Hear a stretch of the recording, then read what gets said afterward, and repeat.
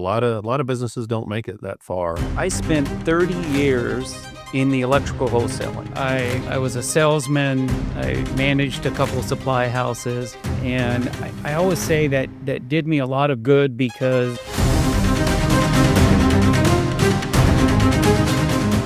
Well, hello, and welcome to this episode of the Business Brains and BS podcast. We are joined today by Trevor Bass from 5-Star Painting of Tulsa. Trevor, thanks so much for being here today, man. hey, thanks guys. So I know who's the business and I know who's the brain. So what's that leave for me? I'm just saying. Well, Greg and I were talking the other day, and we thought we have been a little bit light on the BS. So, obviously, we was like, who could we bring on? And your name was the first one that popped up. Yeah, there you go. Perfect. All right, we're off to a great start here. So, why don't you tell us a little bit about 5-Star Painting of Tulsa? Yeah, so we started luckily March of 2020. So perfect, just right before the world shut down, we thought it'd be a good idea to start a painting company. We had a business partner for a couple years, and something maybe we'll get into. It's hard to have a business partner. Business is hard. So in 22, we bought him out, and then Lori and I, my wife, the other owner, we started running it, and then we found out that business partnership and marriage is hard when you run a company. So we're like, well, it wasn't hard enough the first time. Let's double that. No, I gotta say, we've really grown the last couple years, and a lot of that is that I can sell it, and she is just a wonderful project manager, and because she always comes from the person's point of view, not the painter's point of view. So, yeah, so now it's 5 years. We've been around 5 years. Crazy. Wow, that's awesome. And 5 years is a big benchmark for businesses. A lot of businesses don't make it that far. So why don't you walk us through kind of your journey to get there? Because I mean, obviously, only been 5 years. So I would assume you did something before that to feed yourself, put a roof over your head, and clothe yourself. So what was kind of your journey to this? I did. So I spent 30 years in the electrical wholesaling. So I was a salesman. I managed a couple supply houses. And I always say that did me a lot of good because when you're in electrical wholesaling, you have specific clients and you call on them over and over and over, right? So it's what we call it a milk route, right? So you're calling this thing, but it's all about service. Like you could have the best price in the world, but if you can't get them their material on time, they're not going to use you. So I learned early on customer service from my first manager owner, Dave Meredith, that was it. He's all like, we provide service. And so after that 30 years, I was selling to someone out here in Tulsa. And I thought I was going to open a home automation company because that tied in better to electrical. And I actually have it in my whole home because I've tried it. So I program my whole home to, whatever button I want to turn on the kitchen, it can be in the bathroom and I can make it work. But I asked someone I was working with, hey, you want to help me? Because I can sell this, but I don't think I can manage them. And he goes, well, I was looking at a painting company. I was all like, dude, I'm out. Like, there's no way. There's no way. Why am I doing painting? But 5 Stars a franchise, and I went and talked with them. And after spending about 8 months with Automated Homes of Tulsa was the name of it that I started, and I think I had $600 of sales and about $5,000 in a website. So you can tell it didn't quite work out. I thought, hey, let's try this painting company. But it really, the electrical wholesaling was good for me. It fed me for 30 years, taught me service. Yeah, I look back and I'm so thankful for all the people that I ran across that helped me do that.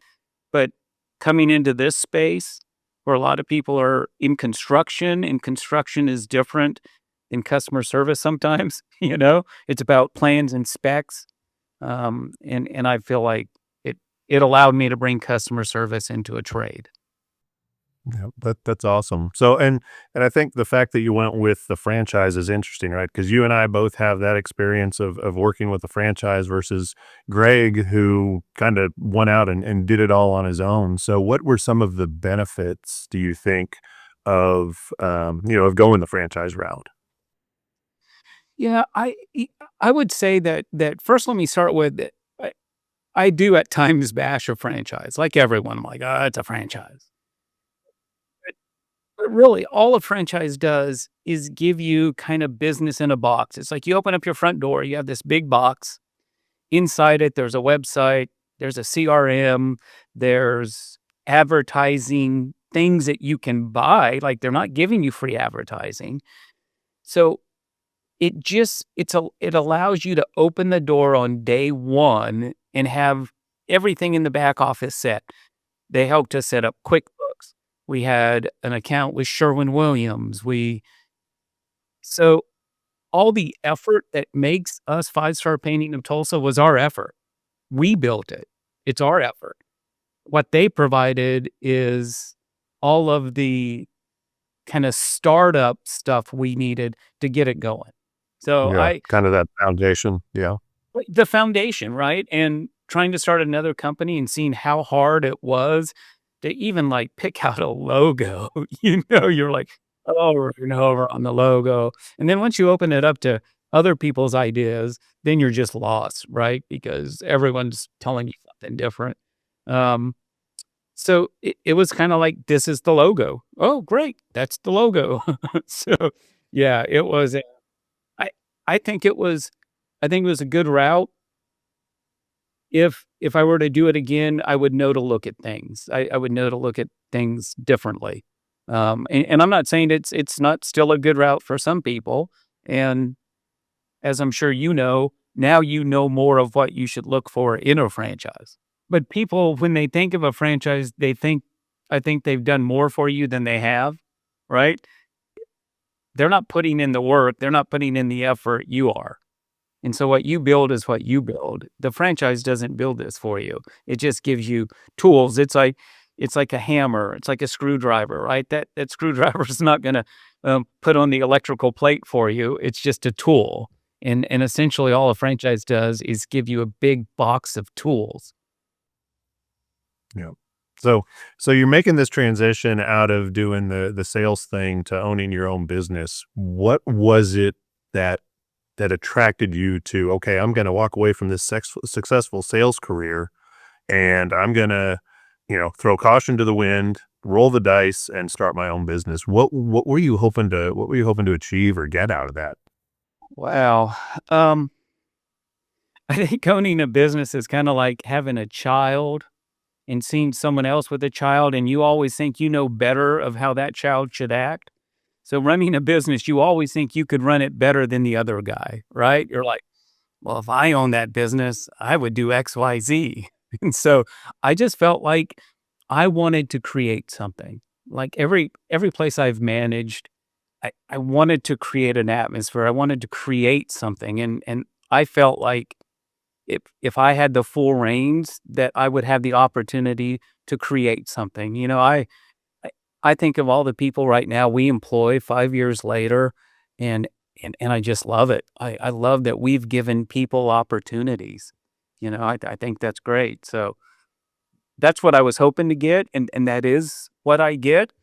But boy, I didn't know about the other side of ownership. So that's the one that kind of caught me off guard a little. Yeah, definitely. So, I mean, let's be honest. There are a lot of painters out there, right? You can't swing a dead cat in Tulsa without hitting a painter. So, what makes you guys different? Y- so one of my things I talk about in sales, and I mean it, when I say that we have a dedicated project manager. And for a residential painting company, that is a little unique because they'll have a lead painter be a project manager. His overall view of that job is just to finish it. A project manager's view is to finish it in accordance to what the customer wants. right? So it's different. And we've done really well with that. You know, Lori is um, the one who started it. And at one time we were calling her a customer advocate.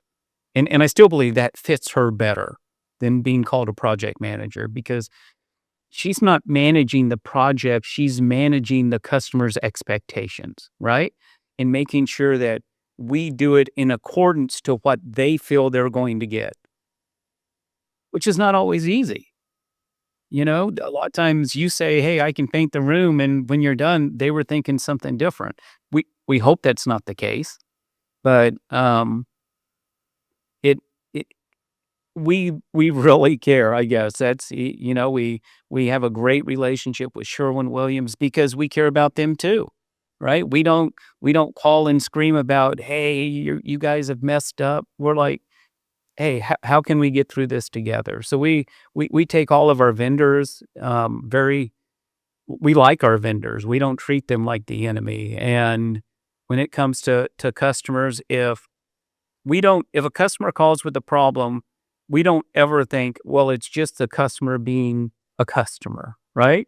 We're like, no, we take it serious. We lots of times if something happens, we'll call in Sherwin-Williams right away. Let's make sure it's not a paint problem. And and our reps know, don't tell me what you think I want to hear. Tell me what to fix. All I care about is how do I fix the problem? I don't care whose fault it is, nothing.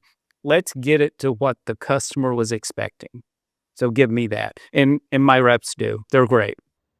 I think you're going where I was going to say. I want to know what it's like on a business working hand in hand with the wife as a partner. You said you got one business partner that didn't go perfectly and you ended that, but now you have your wife as your partner. So as someone who works with the couples and things like that, I'm really curious how you all make that work. I honestly, I think a lot of times we don't make it work well, right? It's tough. It's especially coming from different views where I'm a sales guy. I'm a like, if we don't have sales, we don't need anything else. And she's a customer service, and she's all like, "Yeah, but if we don't service that customer right, we'll never have them again."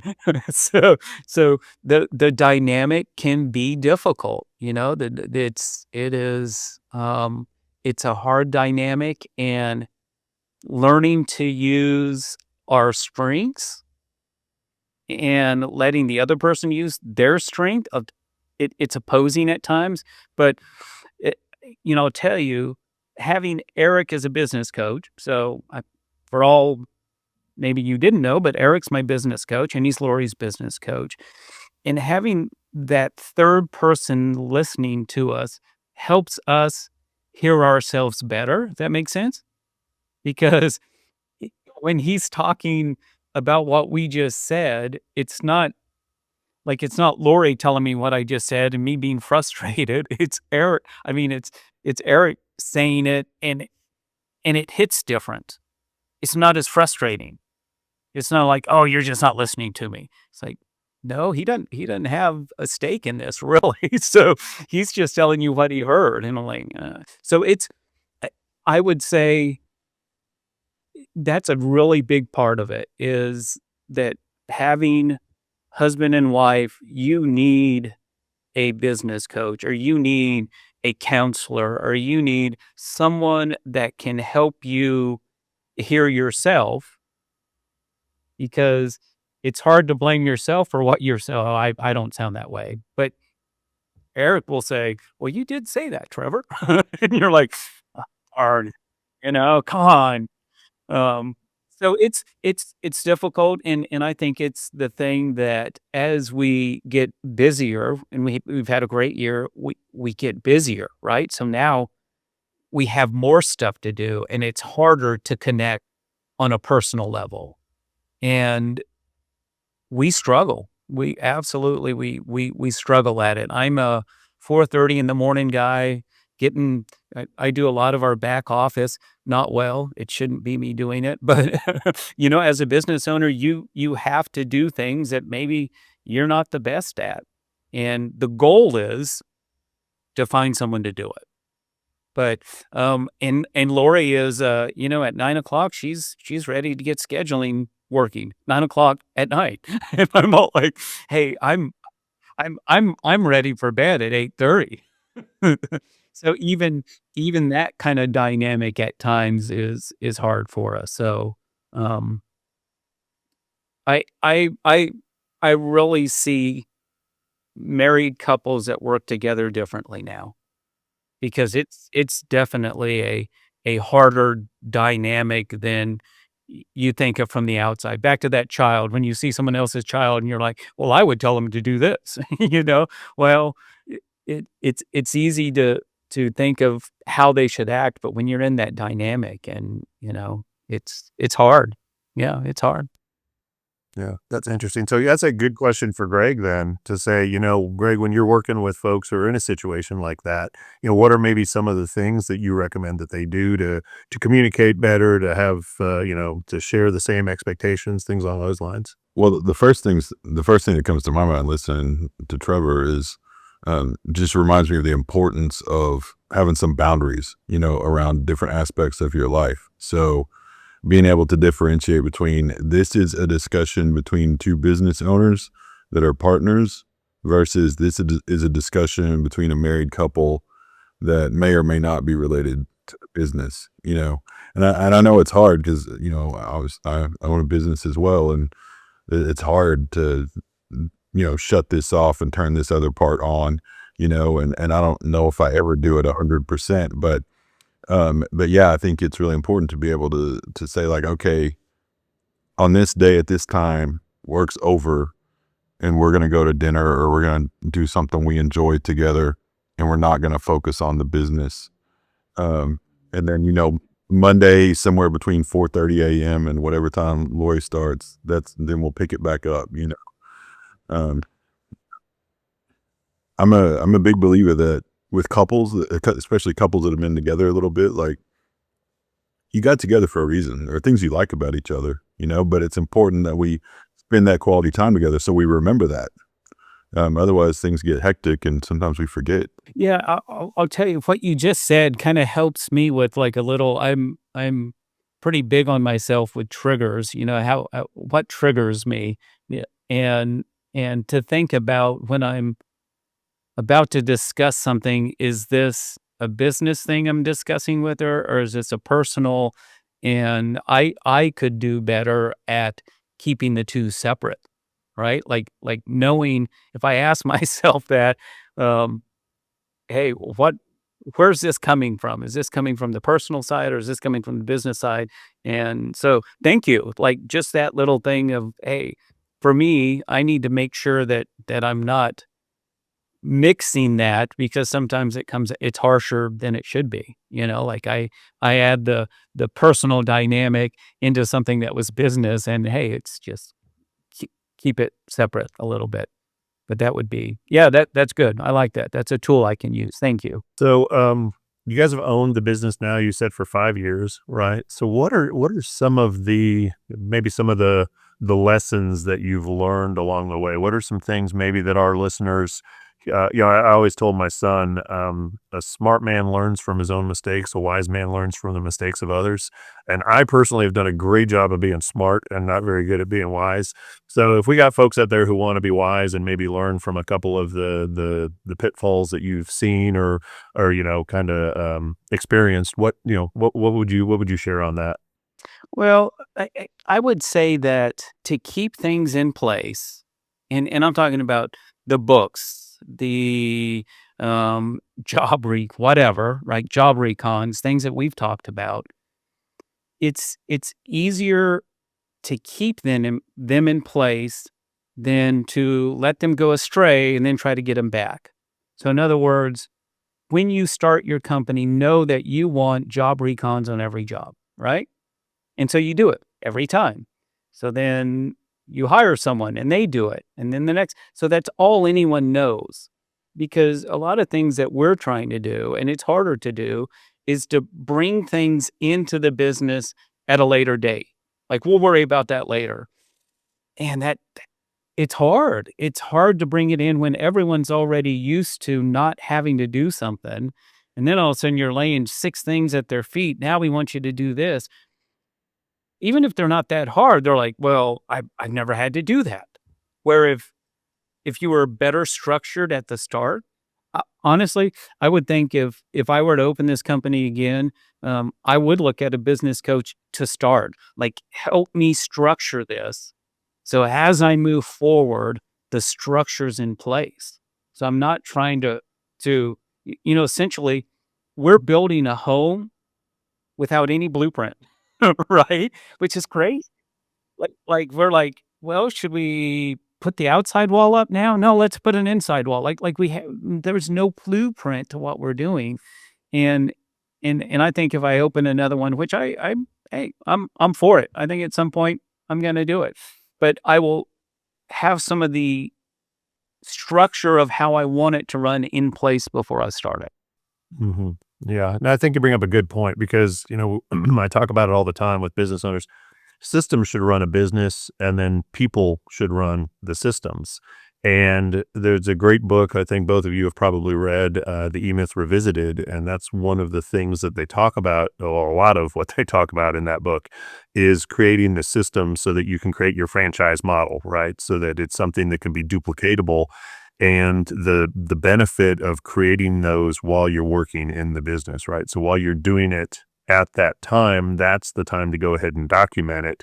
So when you bring somebody on, then you have that ready to train them on, and then you don't have to throw all those curveballs at them. So yeah, that makes a lot of sense there. I was listening to I was on a call with our founder, and he made a really interesting point. He said, if there's a problem in your business, you either have the wrong person taking care of it, or you have nobody taking care of it. And I thought, wow, that is a very, very interesting point there. It's good. No, it's Yeah, and accurate sometimes too, I'm the right? wrong person, right? I I feel like we say we too much. Like instead of saying we need to start blank. Well, maybe we should make that more specific. Maybe we should say, Trevor, can you start doing this for us? Or, Lori, can you start? But when we say we, that we goes into this bucket of never doing something. There's a whole bucket of we shoulds. You know? Whole Turns out bucket no full one. of wee. Yeah, yeah. A whole bucket full of wee wee. There's some BS for you guys. Yeah, there So you what, go. in your mind's eye, what does the future look like for Five Star Painting in Tulsa? I see us so structure, right? Like we need to bring structure, but it is at this point, it is harder to do because we see structure differently, right? We have two business owners. Lori's form of structure isn't going to be my form of structure. And so trying to bring those two together is I mean it's a chore. We've been working on one thing for a couple months yet, and it's not saying either one is right. It's just saying it's tough bringing two people's idea of what structure looks like. So one, I see us. I think that we're going to have a commercial division, we're going to have a residential division, and we're going to have an industrial division. Um, I think, honestly, I want us to be the most sought after painting company in Tulsa, and that's my goal, right? My goal is I want people to say, "I don't know, man, if you can get them, you should use Five Star," right? I don't want the $99 bedroom. I want people to think like they will provide the service and the quality of finishes that you want, and that's what we want. But it we need to work on us, and we need to work that any new systems we do bring in is customer focused. So in other words, will this new system or procedure have a benefit to the customer? And if we can't tie it back to the customer, maybe it's not beneficial at this time. Yeah, and I think something you said is important too. You, you know, Trevor, you've mentioned it a couple times, the differences between you and your wife, and something that a concept that I really have come to believe pretty strongly and do a lot to my career. Um, is this idea that it doesn't have to be like two opposing things. It, you know, they can be complementary or they can be seen, things can be seen as a continuum. If you'll let me get slightly philosophical here. So like we have light and we have dark, right? And I think everyone agrees that, first thing in the morning is, like 6 a.m. that's light and like 2 a.m. is dark. But there's so many shades in between, and it's all in that continuum. And, so looking at like something that's like, you talk about being a salesperson and then her being more from like the customer service side, you know, it's not two opposing things. It's a continuum between, really pushing the sale and really making the customer happy. And we're constantly trying to find that balance in the middle, that's not just a you thing. I think that's a humanity thing that we all kind of need to do better at, just finding that like it's not me versus this person. It's like where do we meet on this continuum of things, and what do you have that balances me out? What do I have that balances you out? And how do we blend this together? I think that's great. I have a weird picture in my head when I think of a rally car. So for people that don't know rally drivers, there's a driver and there's a navigator, right? And they're both in the car. And that driver's focus is just hammer that. Just you go, and that navigator is going to tell you, okay, we're coming up to a turn. We got to brake. He's telling, and I think that Lori and I are our best when we're that. Like, let me keep the gas on. But you sit there and go, hey, we're coming up to a hairpin turn, slow it down, right? But then as soon as we're through it, let's keep going, man. Let's go, go. So that it you're absolutely right. Finding that balance to where um because I am an all go. There's times that I know I just drive her crazy because I am, I don't when it comes to business, I don't like the brake pedal a lot. I want to drive by the gas pedal, and she is fantastic at saying, "Hey, at some point, we got to use that brake." And when we blend, it's tremendous. I mean, I think I told y'all that we're probably going to get close to doubling our revenue in a year. Well, that's because of when we do work well together, right? That's what happens. And if we can bottle that and even do it better, man, I'll tell you, we can do a lot. Yeah. It's funny as you were talking, I was reminded you and I were on talking on the phone one day, and you said I wrote it down a quote.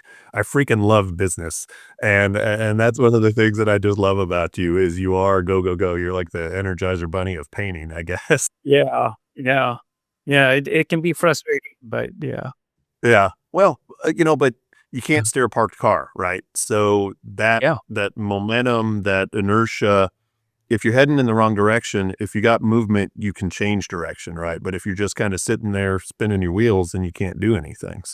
There's a lot to be said for that. So if you could come up with one piece of advice for your fellow business owners out there, what would it be? um, I I would say you got to get out there, right? Like regardless of the business, if you don't have people using you, it doesn't matter, right? You could be the absolute best painter in the world, but if no one knows about you, they're not going to use you. And we had this quote we would say to each other sometimes, and it sounds weird, but it's best known beats best. So we're not saying we don't want to be best, but if you're not best known, then people don't know you. They don't know to use you. So the concept of a restaurant, or you're going to be a mechanic, or you have to think of how do you get your name out there. I would say really sales beats everything. If you don't have a sale, you don't need a back office.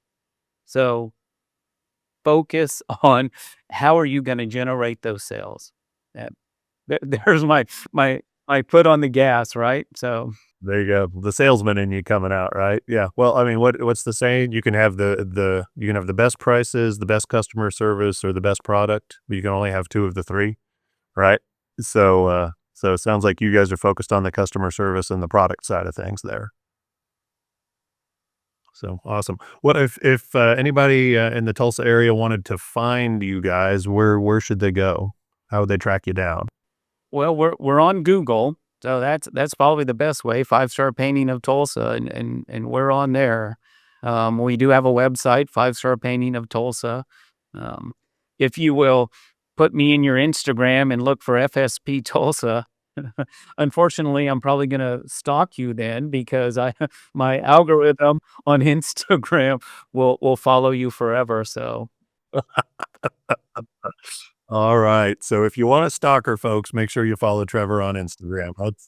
That's a good thing. So, well, Trevor, thanks so much for taking some time out of your day to spend it with us. Tell us a little bit about yourself and your business. We really enjoyed having yeah, you here. I Uh, enjoyed it. yeah, well, yeah, and you're always welcome back. I think we could probably do a whole nother show on just sales. I think that would actually be an awful Yeah, lot that'd of be fun. fun. That'd be fun. Yeah. So, So and for those of you who are listening, thank you for your time as well.